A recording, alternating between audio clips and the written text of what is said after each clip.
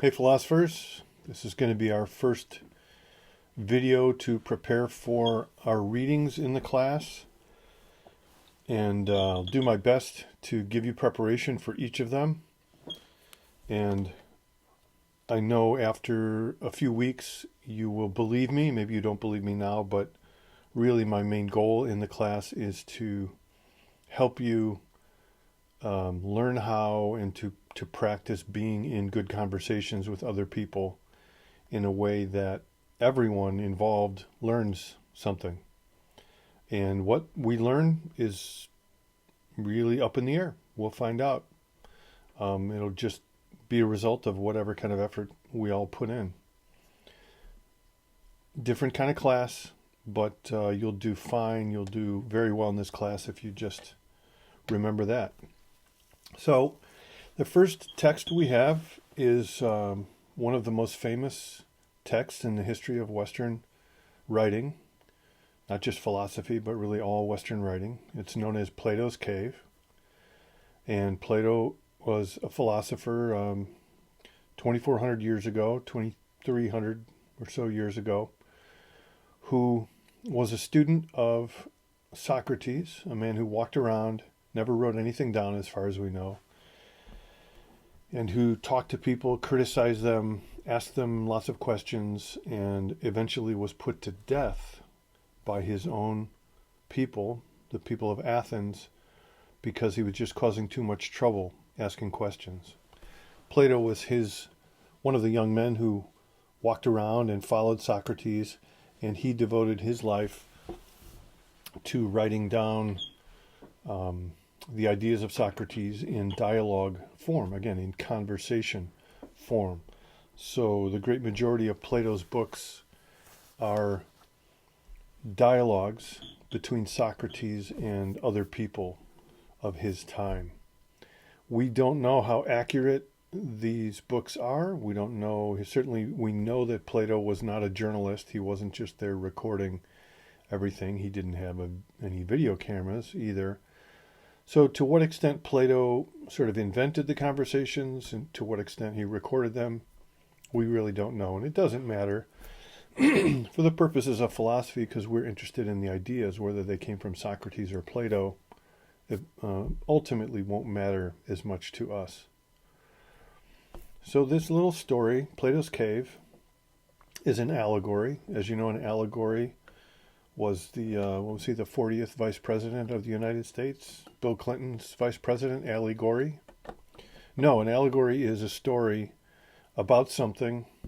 Often it involves, rabbits and fox and mice and things like that. Story about something that's really about something else, right? So you tell a story about the fox and the rabbit, and you're really talking about something in human life, not to get tricked by people, how to trust people, etc. So the story of the cave comes from Plato's most famous book called Republic, where he's talking with people about what makes a good society good. In particular, what is this thing we call justice, which everyone says is important. We get really angry when our friends are not just in their relationships with us. We expect justice of ourselves. And of course, we have a system of justice in every society. So what is this thing, justice? And how can we learn about it better so that we can put our society together in a better way? That's the question of the Republic. And in the process, Plato and Socrates, again, you could use either one. Plato's the author, Socrates is the character. Come to realize that it's not realistic to build a society, a good society, a just society, instantly. It's going to take time, and part of the process is going to be the education of the youth. You can't expect to have a good society if you're not teaching children who are going to take over in the next generation right from wrong, good from bad, justice from injustice, etc. So Socrates asks, well, what is education? Like how do we teach people, and how do we know what to teach them? And how do we know when they've learned? So the question turns to education, and Socrates tells this little story of some people in a cave. You'll read the story. I don't think it'll be confusing to you in terms of its plot. It's a bunch of people in a cave who he calls prisoners. And for whatever reason, he never mentions why, they're locked at the bottom of the cave. Their necks are fastened straight ahead. They can't turn their heads. And they're looking at the back wall of the cave. And all they have are these flickering shapes on the cave. And the reason they're flickering shapes is that behind them there's a fire. And between them and the fire is a wall. And there are people walking back and forth behind the wall carrying statues. And so the statues rise above the wall. The light from the fire, right, gives them images on the cave wall. And that's all they've ever known. They grow up with that. And that's all they've ever known. And then one day someone comes down into the cave and grabs one of the prisoners and forcibly turns them around and makes them look at the fire. And this begins the process of education.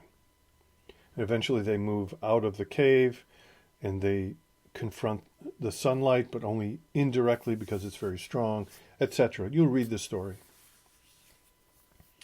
Now, I want to highlight a few points of this story that will help us have a good discussion about the question of what is learning.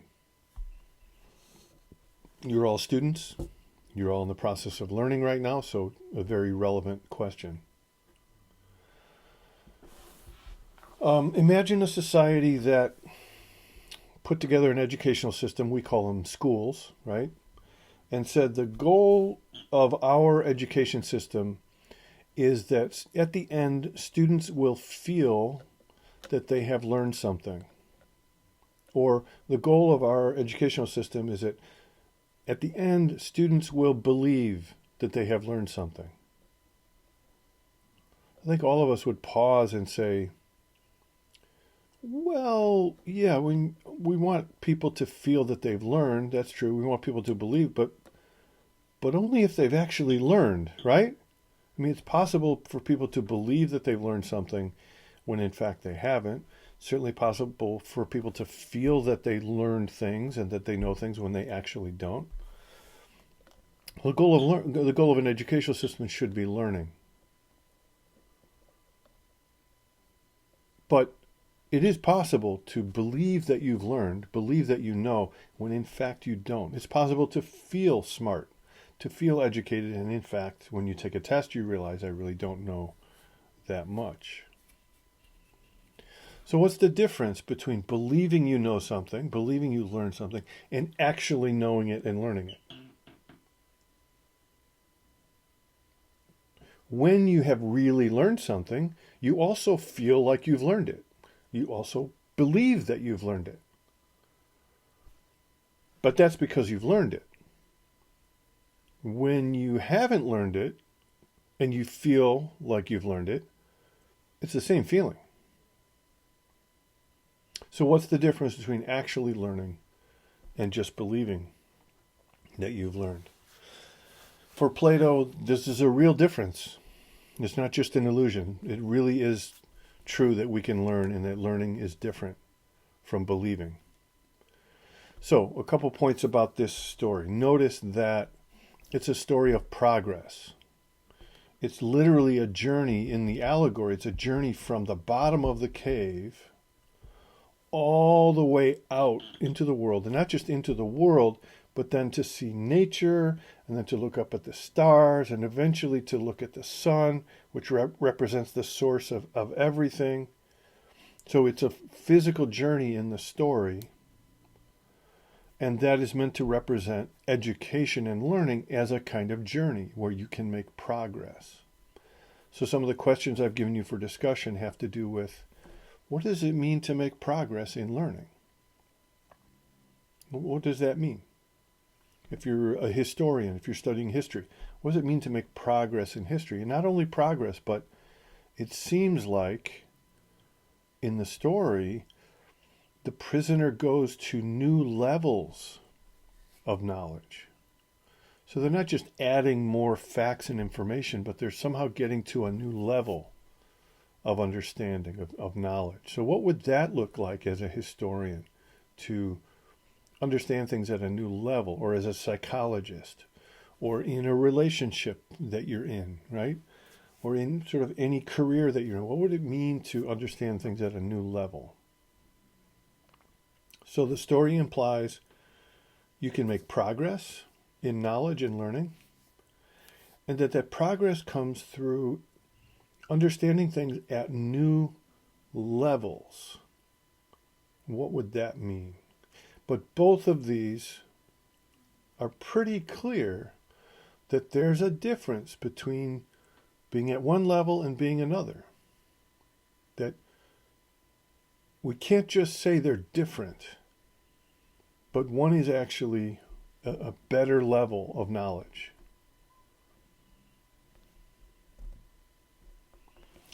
We are very comfortable, many of us in the modern world, saying, well, you have your opinions and I have my opinions. I'm not going to judge. Well, if there really are differences in levels, then we should judge, right? To not judge is to pretend like everyone has the same knowledge and it's all the same. This story implies that it's not. Okay, a couple more features of the story. We should expect education at times to be very difficult. It should maybe be disorienting and confusing. It should be painful. It might be emotionally difficult. It might be psychologically difficult. It might even be socially or politically difficult. If you've read the story, you know that the prisoner comes back to the cave and tries to teach people about what they've discovered about the world, and it doesn't go well. They're not popular. So, at least if you take the story, as an allegory of what it's like to learn, you shouldn't expect it to be smooth and easy. You should expect some pain. You should expect some difficulty. No pain, no gain, maybe. All right, a couple more points. It seems like the story is saying that if you are at one level of understanding, if you're at one level of understanding, you are experiencing things. So the prisoner is experiencing these shapes on the wall. Those are real. And yet you're really not understanding what's going on. So you can have experiences without really understanding what's going on, right? It's getting to that next level that helps you then look back at your experiences and understand where they come from and why they happen and what they mean. So again, how do we get to these other levels? What does it mean to get to these other levels? In the story, I think it's pretty clear that for Socrates, for Plato, what it means to get to another level is to be able to explain, to have an account, an explanation, or understand the causes for what was at the previous level. So in this case, the prisoner sees the statues. Of course, they don't have a word for statues. They don't know what they're looking at because this is brand new to them. But now, instead of just flat things, colorless, light or dark on a wall, which is all they've ever known, now they see colors, they see depth, they see details, right? Because you can think the statues maybe have some red over here and blue over here, so they have color, but not only color, like there's different parts of the thing, whereas on a wall where you have just shadows, there's no parts at all. So all of these are brand new parts of the world. But the real aha moment, the real moment of learning comes when they begin to examine this new stuff, and then they look back And then they look back to the new stuff. They look back to the old stuff, which of course was their whole world. And there's an aha moment where they realize, wait a minute, everything I've ever known is just there because this new stuff is here. And if I take the new stuff away, the statue, my world disappears. Right? They're beginning to understand what we call a cause. A cause. This causes that. Right? Aha! And now they realize I can do anything I want in my own world. I can manipulate. I can just tell them, hey, put that statue down. And for all my friends back there, their world is going to disappear. Because I know where it comes from. They don't. They don't know why things are moving around. I do. Because the statues are moving around. Right? So for Socrates, to understand and to know is to have an explanation. But that explanation, again, comes at the new level of thinking. So what does that look like? We might think about that. A couple of other things.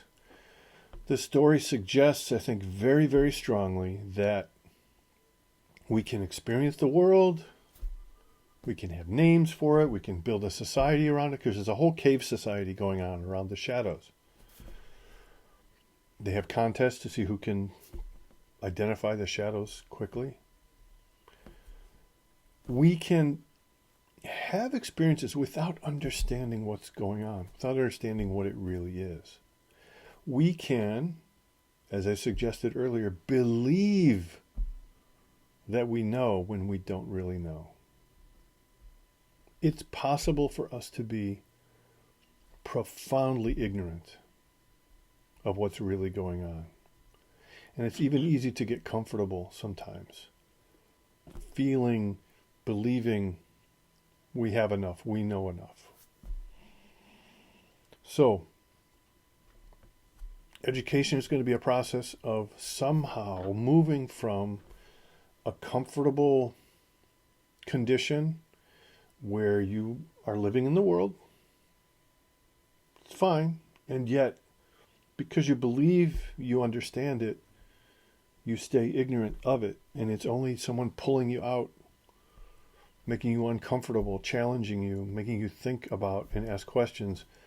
That's the only process by which you can get out of your cave and become closer to the real truth of what's going on. Okay, so there are a lot more things in that story. As I say, it's one of the most famous stories, and people are still writing about it today after 2,300 years. But I hope that gives you a quick overview of the kinds of things I want to look at. And I've written up a whole bunch of questions. You can choose one of them for this week. I want you to use your own experiences, but also challenge yourself to try to think about them in a new way. And I will talk to you soon.